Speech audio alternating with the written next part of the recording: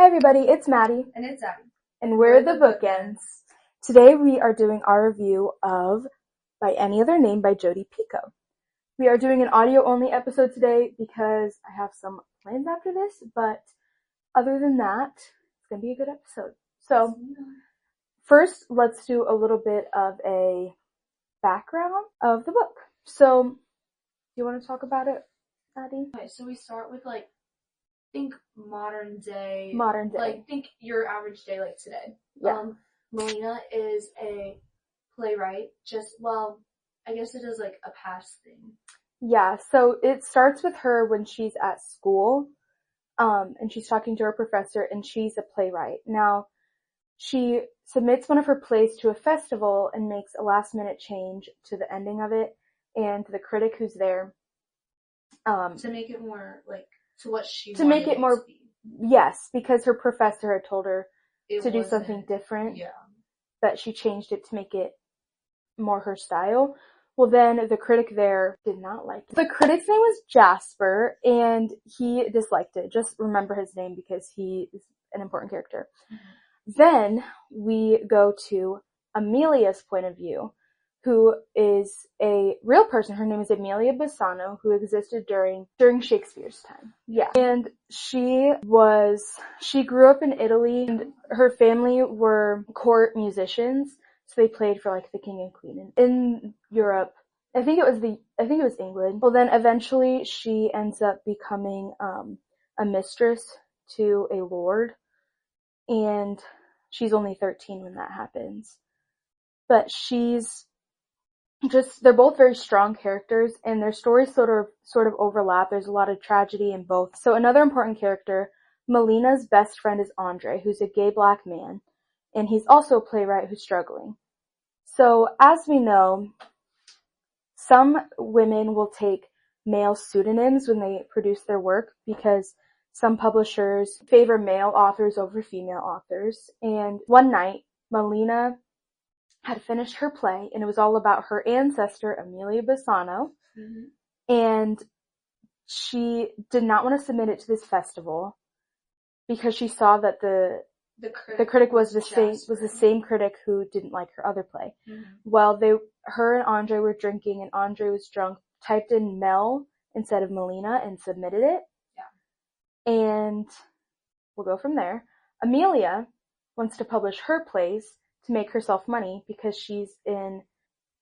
does she start producing plays after she gets married to? Well, when she's a mistress, which she's a mistress for most of it, 10 years at least, I think. A long time. So she's a mistress until she's 23ish. 20, yeah, in so her 20s. Mid-20s. So, but during that time, she would just write. She wrote because her husband, or the person who she was a mistress to, mm-hmm. Had encouraged her. Hudson. He was also a play critic. He would pick the plays that would go on stage for the court. Mm-hmm. And so she would help him. And so she wrote a lot of plays. Well, then eventually she got pregnant, and he was like, yeah, I can't have a pregnant mistress. You got to get out. Yeah. But there is some conflicting theories over who the father of this baby is. Because during all this, Amelia has, I don't know if you can call it an affair if you're a mistress, but I suppose it's an affair with another lord. Yeah. Southampton. So she's pretty certain it's Southampton's, but Hudson doesn't know that. So she ends up leaving and moving in with her cousin. And then her cousin basically sells her to her other cousin, and they get married, so Alfonso. Then they could get their cousin from Italy to come back. And it's also just a financial thing.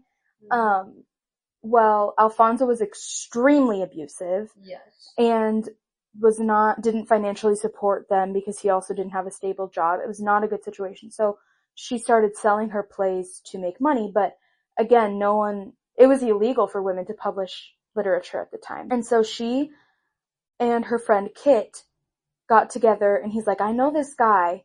And she's like, oh, I've read his plays. He's an awful playwright. I don't need his advice. What? Yeah. He's like, no. Use his name. Sell your play to him. He'll pay you 10%. Get your plays on the stage. Mm-hmm. This person that she sells her plays to is William Shakespeare. So basically, the whole theory is that Amelia is the true author. She used William Shakespeare as a pseudonym and also just a persona in general to be the face of her works. Yeah, to get her plays out. Just out there. And a main theme in this whole book is having your stories heard more important or taking ownership of your stories more important. Yeah. And in the end, Melina's play about Amelia does get published. So her friend takes on the role as director, basically. And playwright.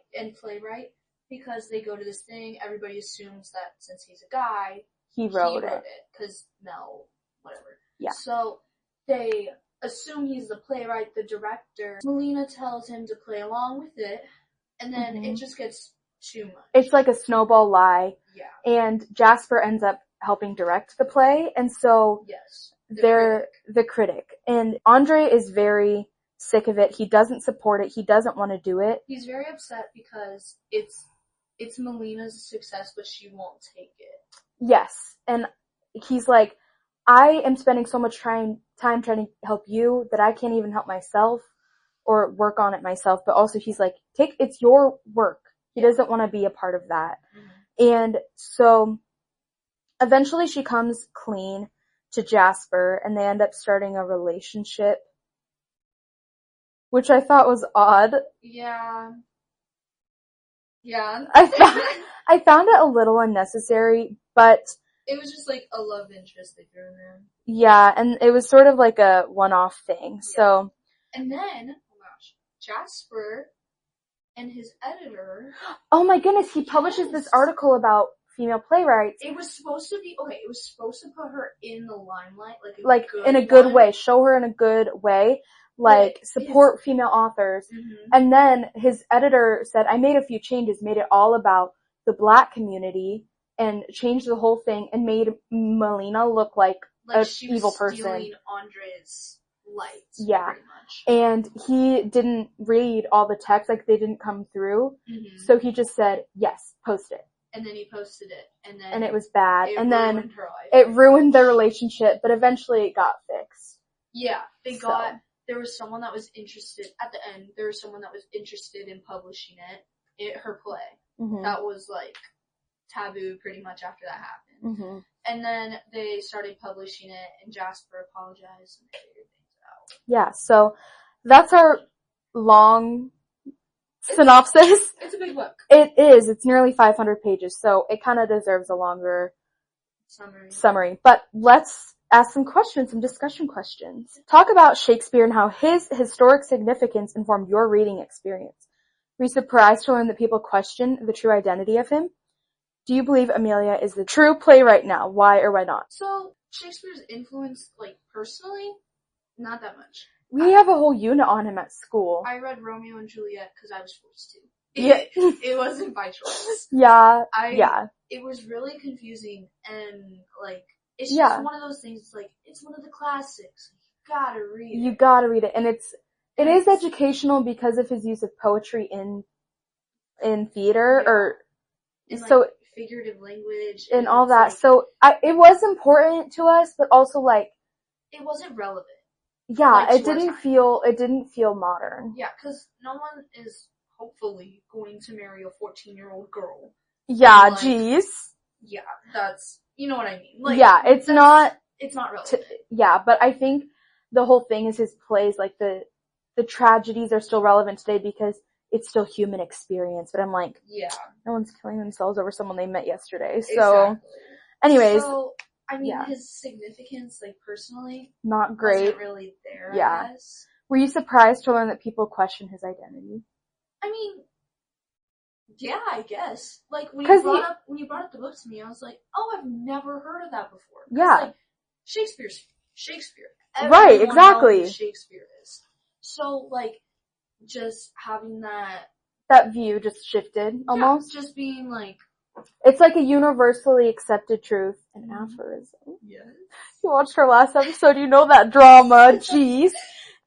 It's a universally accepted, Shakespeare is an incredible playwright. He was an incredible writer just in general. And it's well, how do we know though? Just because everybody told us? So, and also, I think it's so interesting because the way I heard about this is I went and saw Jodi Picoult talk about her book, and she talked all about this. Shakespeare was never formally educated. He did not educate his daughters. They couldn't write their name. And yet all of his female characters are like feminists. He did not own any books. And at the time there was no like public libraries. So it was very hard to get access to those books. Oh, it's like he never traveled to Italy or anywhere, but it's in a lot of his works. Or like the court of, what's it, like the Dutch court or whatever? Mm-hmm. Like he never traveled there, but then like, Amelia with her position, it's very possible. Like, and she was also very educated because of her status. She lived in Italy. She knew all about that time. She was a feminist and was just inherently being herself, was a feminist because she was a woman writing plays. And so it's like, it does kind of open your mind like, maybe a woman did do that. Mm-hmm. So. Which I bet leads into like the next part of that question. Like, do you believe Amelia was? Like, I think it's like some solid It's evidence. very plausible, like, I think. I think it seriously is. Yeah. Like, I mean, unless someone else comes up and brings a different person into the conversation. Right, and there's lots of different people that people suggest, but most of the time it's not a woman. I just think the dots connect most with Amelia. I agree. Yeah. I agree. There was a reason you could not create history, Amelia says, without writing the word story. End quote. Talk about the power and permanence of putting lived experience into words. What does the act of storytelling mean to Amelia, Melina, and other characters in the novel? What does it mean to you? I think, because it makes it so, like, first of all, relatable, because you know from experience. Exactly. It makes it that much, like, not easier technically, but, like, easier to get your point across. I agree. Like, experienced it. Well, a lot of the time, like, in English, we write personal narratives, and it's much easier to write about yourself than to make something up about someone else. And not only is it easier, but sharing your own story can help someone else who's had a similar experience. So I think it's incredibly important that people share their stories. Mm-hmm. I think to Amelia, it means somehow, some way, getting to be seen, even though she can't really. I think to Melina, I think it's being recognized for her work and her hard work that she puts in. Mm-hmm. Do you know what I mean? It's a little different for both of them, but I both think they're similar people, but it's also, they have different motives. Yeah. Imagine Amelia's time when women were forbidden to write for a public audience, and now think of our very world today, one in which female voices across the globe continue to be suppressed and books are banned. How does it make you feel to acknowledge the state of literature in the current moment? First of all, I think banning books is wrong and incredibly stupid. Yeah. Because whether or not whatever, put a blank, books are knowledge. And everybody has the right to knowledge. Yeah. And most of the time books about like sex and gender are banned. And it's like everyone experiences those things in their life. Everybody. It doesn't matter who you are. You experience some sort of relationship to that. And it's so, I think, rude to deny people access to some education on it, some relatability to it. It's just unfair. Mm-hmm. It is. And it's just like stupid because eventually you're gonna know all that stuff. Yeah. You're gonna... Do I think 6-year-olds should be reading like Colleen Hoover? Obviously not. No. But I don't think that means that people should not be able to read those books or have access to them. I can't understand the act of banning books completely. I can understand what they're trying to do, where they're trying to limit access to younger people, but I'm like, you're not helping anyone by banning a book like the graphic novels we read in English. They're trying to take those out of our curriculum. If anything, if you're just banning it, it's just gonna make people want to read it more. That's the thing. It's like a toddler. When you hide something or you take something away, they want to do it more. Yeah. It's the same thing. Yeah, I agree. I prefer to read banned books because I'm like, why did they ban it? I want to find out. Exactly. It's more interesting. It's not effective. It makes people more curious. So I think they're going about what they're trying to do. They're doing it in the wrong way. Yeah. Now it's time for our favorite character call out. My favorite character was Bess. Bess is, don't laugh at me. Bess is Amelia's maid, but she's like the best friend anyone could ask for.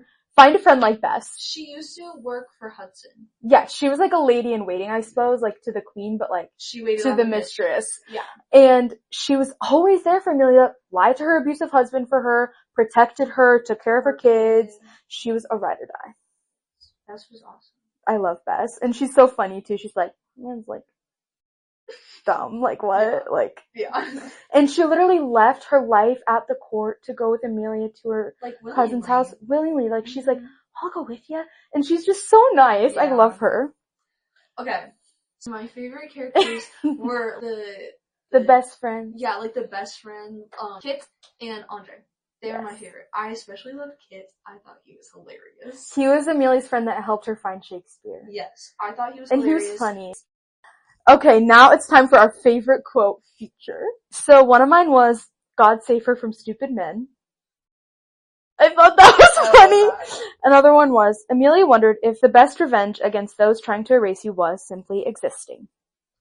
And then in the context of this quote is basically Andre is like, they're having an argument because Andre's talking about how marginalized he is as a black gay man, which is undeniable. Mm-hmm. But she's like, do you know what it's like to be a woman? He goes, I feel like this is a trick question.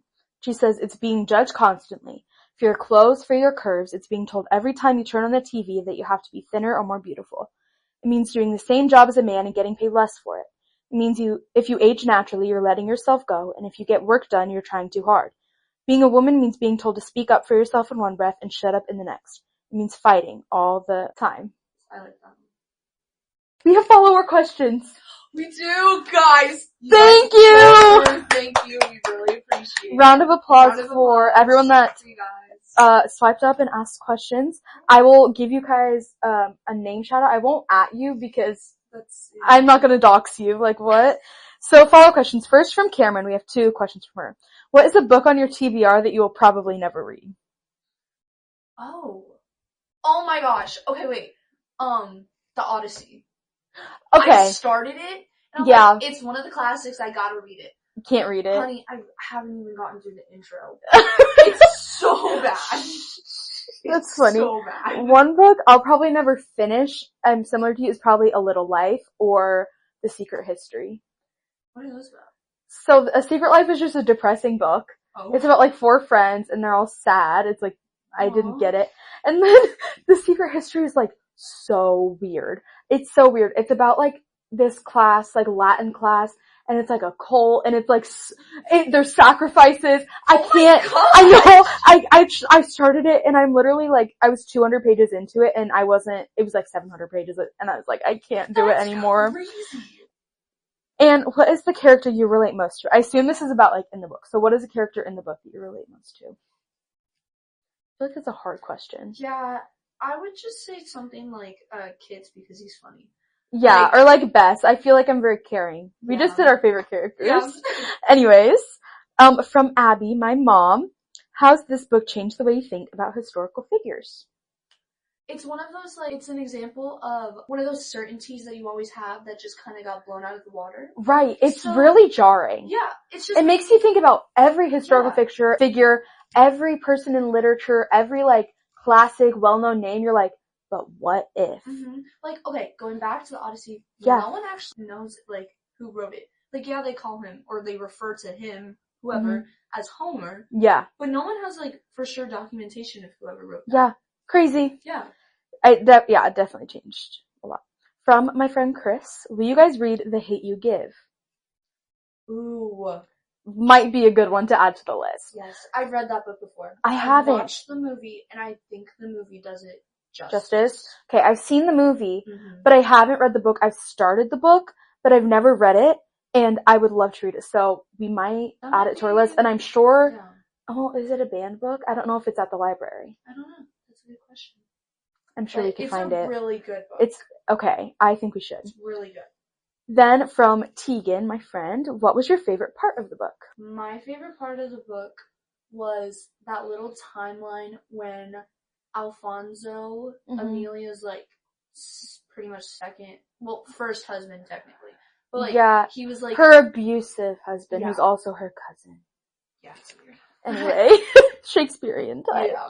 That's a long time ago. After he was, like, gone to war or whatever, and they just had that, like, that family just had that little moment of peace. A peace. I agree. Where they could just, like, breathe. And she could meet up with Southampton, and her and Bess were just taking care of her kid. I agree, because she felt, that's when she more started publishing her stuff, wasn't it? Because she was free. I agree. I'll just say which point of view I preferred, because I think that would be the best time of the book. It was just the most peaceful and happiest. Other parts are kind of depressing.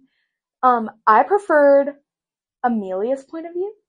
Yes. I was gonna say Melina, it wasn't bad, but I also prefer historical fiction. I feel like I like historical fiction a lot. I think also just because, like, so much happened. Yeah, Melina was more. It was more like, oh yeah, cool. Like, it was just different, and it's also just, I don't know. I think it was just, like, maybe too relatable. I know. Like, it was weird, like, because it ended in 2027. Yeah. Only 2 years so from it's now. Like, I think it was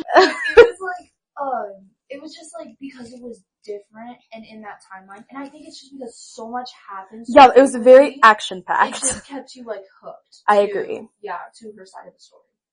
Now our rating and recommendation. Okay, I'll go first. Yeah, I'm giving this a 5 out of 5. Me too! I thoroughly enjoyed this book. I would recommend this book, like, so heavily. It's so good. It's so beautiful. I love Jodi Picoult. I love her books. She's such a great author.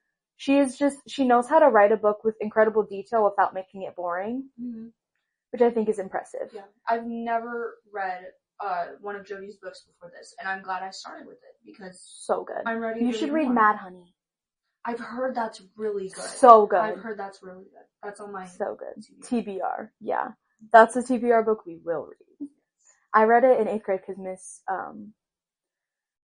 Walker made me. She said you have to read it, and I was like, oh, okay. Shout out to Miss Walker. Heart you. Best English teacher ever. My recommendation, I said, I love this book. It provides such an interesting perspective of well-known stories and highlights a lesser-known story. It made me want to read up on Amelia and her life. It also made me want to read Shakespeare through the lens of a female author rather than a male one. I recommend this book to curious readers and people who have an open mind. Or people who are looking to open their mind. Yeah. Which I think should be everybody. But, I agree. Yeah. Do you have any other closing comments? Read the book. It's really good. Read the book. It's good. So our read for March is Pride and Prejudice by Jane Austen. This is gonna be a good one. Do I know what it's about? No. Am I so excited? Yes! And also, there's a movie of it, and we've gotta watch it. But I'm super excited, and I hope you guys are too. Hey y'all, it's Addie. We had some technical difficulties with our normal outro, but we just wanted to end with saying thank you, and we're so glad that you tuned into this episode. We hope you tune in at the end of March for our next episode, where we will be talking about the book Pride and Prejudice. You can listen on Spotify, Apple Music, or on our Instagram, which is the.bookends.Mady and Addie, which is spelled Mady and Ade. We hope you enjoy, and thank you for listening.